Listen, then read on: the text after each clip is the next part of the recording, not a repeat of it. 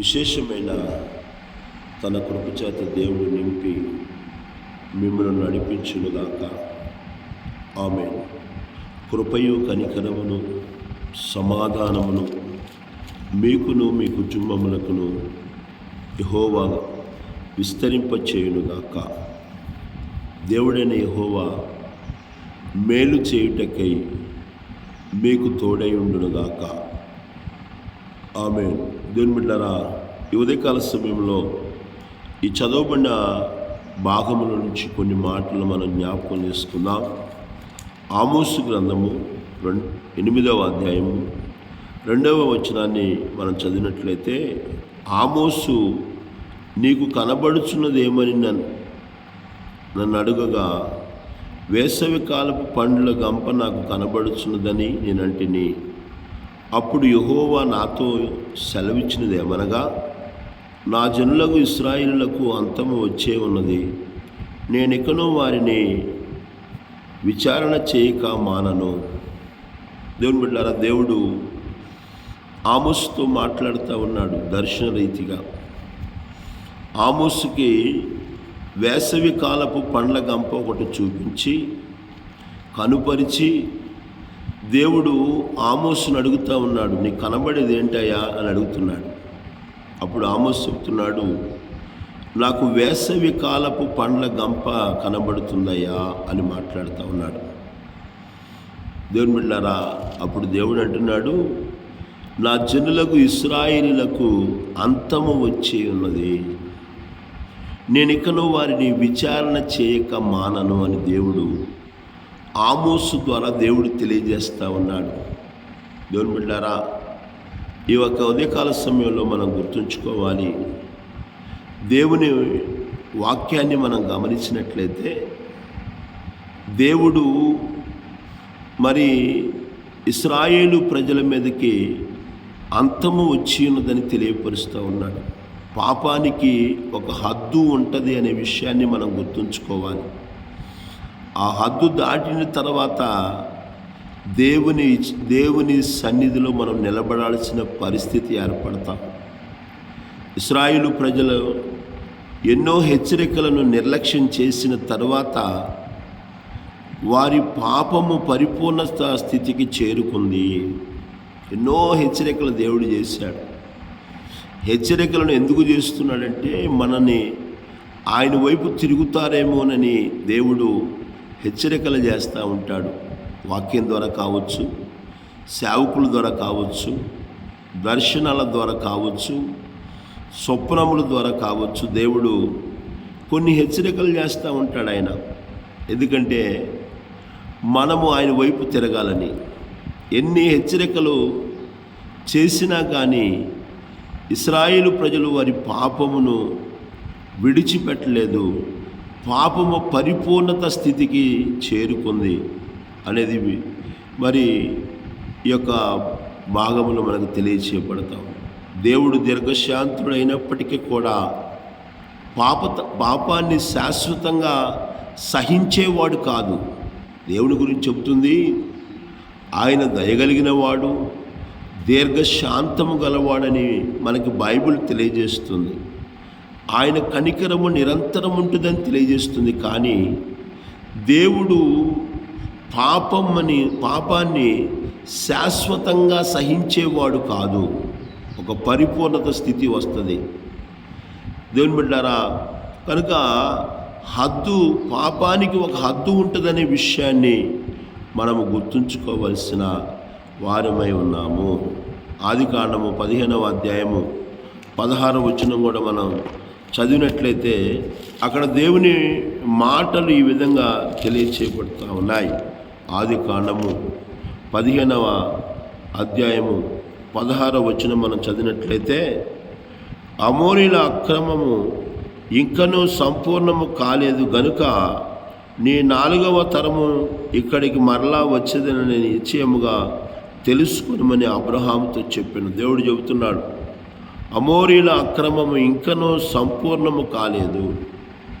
పాపమును ఒక హద్దు ఉంటుంది, అది పరిపూర్ణమైన స్థితికి చేరినప్పుడు ప్రతి వాడు కూడా దేవుని న్యాయపీఠం దగ్గర దేవుని యొక్క మరి ఆ యొక్క తీర్పునకు నిలబడాల్సిన పరిస్థితి ఏర్పడుతుందనే విషయాన్ని మనం గుర్తుంచుకోవాలి. ఇశ్రాయేలు ప్రజలు కూడా వారి పాపము పరిపూర్ణమైపోయింది, పరిపూర్ణ స్థితికి చేరిపోయింది.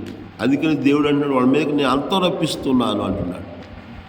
నా ప్రియమైన దేవుని బిడ్డారా, రెండవదిగా గమనించినట్లయితే వేసవి పండ్లు బుట్ట తీర్పు సమయాన్ని సూచిస్తూ ఉంది. పండ్లు కోయటానికి సిద్ధమైనట్లే ఇశ్రాయేలుపై తీర్పు కూడా సిద్ధమైందని ఈ దర్శనము ద్వారా దేవుడు ఆమోసుతో తెలియపరుస్తూ ఉన్నాడు. ఆమోసునకు తెలియపరుస్తూ ఉన్నాడు.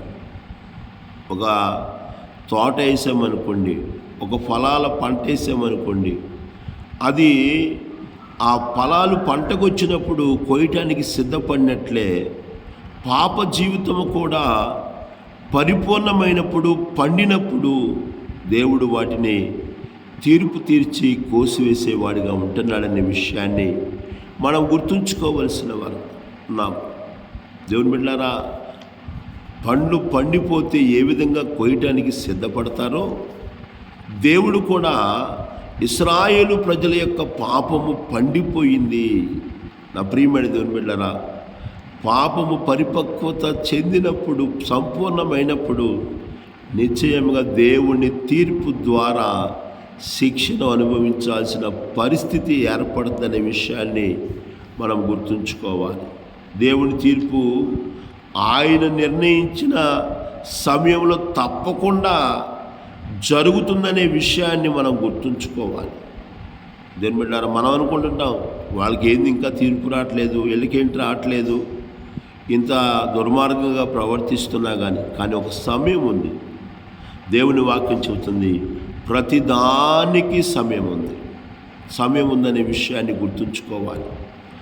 ఆయన సమయం ఏంటో ఆ సమయంలోనే ఆయన తీర్పు తీరుస్తాడు, మనం అనుకున్న సమయంలో కాదండి. దేవుని బిడ్డల కనుక ఉదయకాల సమయంలో దేవుడు చూపించిన దర్శనాన్ని బట్టి గుర్తుంచుకోవాలి, పాపానికి ఒక హద్దు ఉంటుందనే ఆ హద్దు దాటినప్పుడు నిశ్చయముగా దేవుని తీర్పునకు మనం గురి కావాల్సి వస్తుంది. వేసవి కాలపు పండ్ల బుట్ట మరి తీర్పు సమయానికి మరి గుర్తుగా ఉన్నట్లు మనం చూస్తూ ఉన్నాం. మూడవదిగా గమనించినట్లయితే దేవుని హెచ్చరికలను నిర్లక్ష్యము చేయకూడదు. నా ప్రియమైన దేవుని బిడ్డలారా, ఈనాటి మనుషుల్లో ఉన్న ఒక బలహీనత ఏంటంటే దేవుడు ఎంతగా హెచ్చరించినా కానీ, దేవుడు ఎంతగా మాట్లాడుతున్నా కానీ దేవుని హెచ్చరికలను నిర్లక్ష్యం చేసే ప్రజలుగా ఉంటున్నారు ఈరోజు. అంతే చెబుతారులేండి, అవి అలాగే ఉంటాయిలేండి, అవి జరుగుతాయా అనే ఆలోచన చాలామంది జీవితాల్లో ఉంటుంది. మనుషులు హెచ్చరిక చేస్తే అవి ఎంతో లోక సంబంధమైన కార్యాల విషయంలో ఎంతో మెలుగుగా ఉంటున్నాము, జాగ్రత్త పడుతూ ఉన్నాము. కానీ దేవుని హెచ్చరికలను నువ్వు ఎలా చూస్తున్నావు? నిర్లక్ష్యం చేస్తున్నావేమో. జాగ్రత్త. దేవుడు మనల్ని ప్రేమించి మనము శిక్షకు గురి కాకుండా ఉండాలని, శిక్షలో నుంచి మనం తప్పించబడాలని దేవుడు మనల్ని హెచ్చరిక చేస్తూ ఉంటాడు. దేవుని బిడ్డారా, బైబిల్లో మన అనేక మంది వ్యక్తులను దేవుడు హెచ్చరిక చేశాడు, జాగ్రత్తగా ఉండమని చెప్పాడు.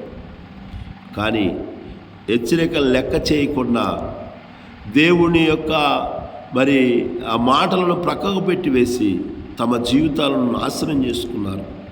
దేవుడు అన్నాడు, ఇదిగో ముందుగానే హెచ్చరిక అంటే వార్నింగ్ లాంటిదండి. ఇదిగో తోటలో ఉన్న ఆదాము అవ్వలతో దేవుడు మాట్లాడుతూ ఉన్నాడు, తోటలో ఉన్న పళ్ళన్నీ తినండి, కానీ తోట మధ్యలో ఉన్న ఈ చెట్ల ఫలాలు తినొద్దని దేవుడు హెచ్చరిక చేశాడు. అవి తినమున నిశ్చయంగా మీరు చచ్చెదరని కూడా దేవుడు చెప్పాడు. దేవుని బిడ్డలారా, దేవుడి హెచ్చరికను లెక్క చేయకుండా ఆ ఫలాలు తిని ఆశీర్వాదకరమైన తోటలో నుంచి నెట్టివేయబడ్డారు, పాపాన్ని కొని తెచ్చుకొని. అలాగే మనం గమనించినట్లయితే సొదొమ గొమొర్రా పట్టణాన్ని విడిచి మీరు వెళ్ళిపోండి, వెనుతిరిగి చూడమాకండి లోతు కుటుంబానికి, లోతు భార్యకు, లోతు పిల్లలకు తెలియపరిచాడు దేవుడు. ఇదిగో మీరు వెనుదిరిగి చూడమాకండి అని దేవుడు, మీరు బ్రతుకున్నట్లు వెనక్కి తిరిగి చూడమాకండి అన్నాడు దేవుడు. హెచ్చరిక చేశాడండి. వెనక్కి తిరిగి చూడమాకండి అన్నాడు దేవుడు. దేవుని హెచ్చరికను నిర్లక్ష్యం చేసిన లోతు యొక్క భార్య ఉప్పు స్తంభంగా మార్చబడింది. నేటికి కూడా ఆ ఉప్పు స్తంభం అలాగే ఉందండి. గమనించండి దేవుని బిడ్డలారా, దేవుని హెచ్చరికలను లెక్క చేయకుండా నువ్వు నిర్లక్ష్యపరుస్తున్న వ్యక్తిగా ఉన్నట్లయితే నిశ్చయముగా దేవుని యొక్క తీర్పు, దేవుని యొక్క శిక్షను అనుభవించాల్సిన పరిస్థితి ఏర్పడుతుంది. దేవుడు డైరెక్ట్గా వచ్చి హెచ్చరికలు చేయడు, కానీ వాక్యం ద్వారా, సేవకుల ద్వారా హెచ్చరిక చేస్తూ ఉంటాడు. దేవుని బిడ్డలారా, కయ్యూనుతో చెప్పాడు. దేవుడు కయ్యూనుతో హెచ్చరిక చేశాడు. కయ్యూనా, ఎందుకయ్యా నీ కోపం తగ్గించుకో, కోపం తీసేసుకొని దేవుడి హెచ్చరిక చేసినా కానీ దేవుని మాటను లెక్క చేయకుండా, దేవుని హెచ్చరికను లెక్క చేయకుండా కోపాన్ని అలాగే పెంచుకున్నాడు.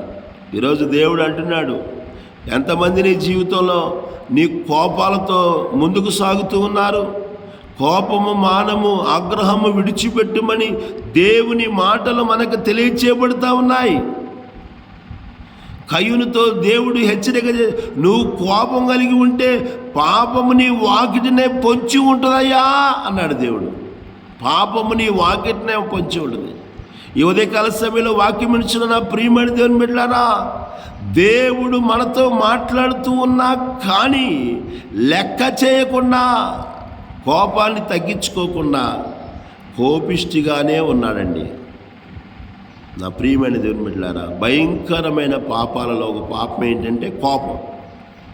ఆ కోపము తగ్గించుకో, పాపము నీ వాకిటనే ఉంటుంది అని దేవుడు హెచ్చరిక చేసినా కానీ లెక్క చేయకుండా ముందుకు వెళ్ళి ఒక భయంకరమైన హంతకుడుగా మార్చబడ్డాడండి.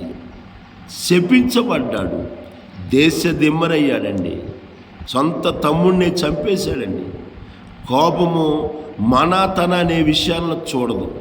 కోపము ఎంతటి దుర్మార్గతను చేయటానికి కూడా మనల్ని ప్రేరేపిస్తుంది అనే విషయాన్ని గుర్తుంచుకోవాలి. కయ్యూను దేవుని హెచ్చరికను లెక్క చేయలేదండి. దేవుడు ప్రవక్తల ద్వారా ఎన్నోసార్లు హెచ్చరించాడు ఇశ్రాయేలు ప్రజలను.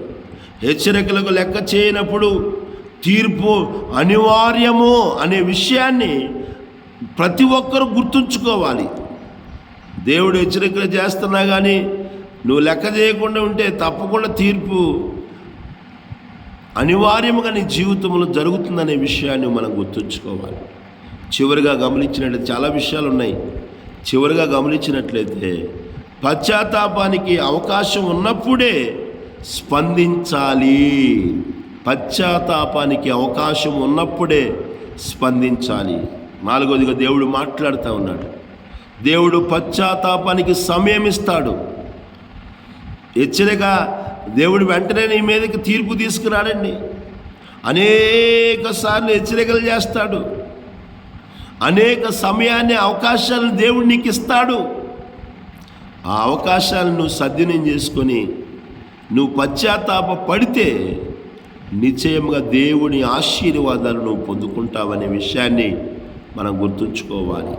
దేవుని బిడ్డలారా, దేవుడు కృప చూపే కాలంలో ఆయనను వెతకాలి. కృపాకాలంలో ఉన్నాం మనం. కొన్ని భయంకరమైన దుర్మార్గమైన పనులు చేస్తున్నా కానీ ఇంకనూ దేవుని శిక్ష మన మీదకి రావట్లేదు. కారణం ఏంటంటే కృపాకాలంలో ఉన్నాము. దేవుని బిడ్డలారా, ఆ కృపాకాలములో మరి దేవుడు హెచ్చరిక చేస్తున్నప్పుడు ఆలస్యము చేయకుండా మనం దేవుడి వైపు తిరిగినప్పుడు తప్పకుండా దేవుడు మనల్ని చేర్చుకుంటాడు. పశ్చాత్తాపానికి అవకాశం ఇస్తూ ఉంటాడు. వెంటనే దేవుడు నీ మీదకి శిక్ష రానివ్వడండి. హెచ్చరించిన వెంటనే నిన్ను నిర్మూలన చేయడు. ఆయన సమయం ఇస్తాడు, అవకాశం ఇస్తాడు. అవకాశాలని సద్వినియోగం చేసుకొని నువ్వు దేవుని వైపు తిరగాలి. ఆలస్యం చేసినప్పుడు అవకాశాన్ని కోల్పోయే ప్రమాదం ఉంటుంది.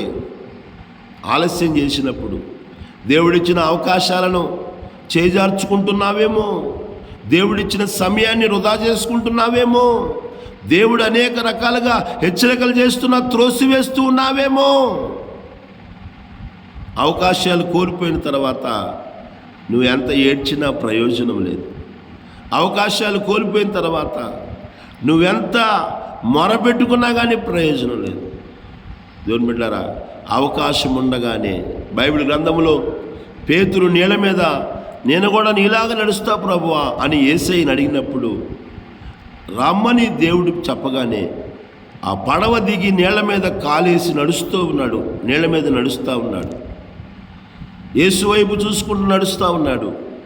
ఈ లోపల గాలిని చూసి భయపడి మునిగిపోసాగెను. మునగక ముందే, అపాయము జరగక ముందే, మరణము రాకముందే ఎదురుగా ఉన్న యేసయ్యను ప్రభువా నన్ను రక్షించు ప్రభువా అని యేసు వైపు చూసి తన చేతులు చాపాడు. ఈ ఉదయకాల సమయంలో వాక్యం ఇచ్చిన నా ప్రియమైన దేవుని బిడ్డలారా, నువ్వు ఏ స్థితిలో ఉన్నా కానీ నువ్వు యేసయ్య వైపు నీ చేతులు చాపి ప్రభువా నన్ను రక్షించు ప్రభువా అని నువ్వు అడిగినప్పుడు ఆయన నిన్ను రక్షిస్తాడు. ఆయన నిన్ను మరి కాపాడుతాడు. ఆయన నీకు సహాయం చేస్తాడు. ఆయన నిన్ను మరణము నుండి విడిపిస్తాడు ఆయన. కనుక దేవుని బిడ్డలారా, ఈ ఉదయకాల సమయంలో పేతురు మునిగిపోయిన తర్వాత మరి మొరపెట్టలేదు, కానీ బ్రతికి ఆ మునిగిపోతున్న సమయంలో దేవుని వైపు చూసి ప్రభువా నన్ను కాపాడయ్యా అని అడిగాడు. నా ప్రియమైన దేవుని బిడ్డలారా, దేవుడు అవకాశాలు ఇస్తున్నప్పుడు, అవకాశం ఉండగానే, సమయం ఉండగానే దేవుని వైపు తిరిగి పశ్చాత్తాపపడి ప్రభువా నన్ను అడిగినప్పుడు నిశ్చయముగా దేవుడు తప్పకుండా నిన్ను కాపాడుతాడు, నిన్ను విడిపిస్తాడు, నిన్ను తప్పిస్తాడు. నీ జీవితంలో గొప్ప రక్షణ కలుగజేసి నిన్ను గొప్పగా ఆశీర్వదిస్తాడు. అటువంటి కృపను ధన్యతను ప్రభు ప్రతిబిడ్డకు దయచేయునుగాక. దేవుడి కొద్ది మాటలు మనందరి వినికిల్లో దీవించి ఆశీర్వదించునుగాక. ఆమేన్. ప్రార్థన చేసుకుందాం.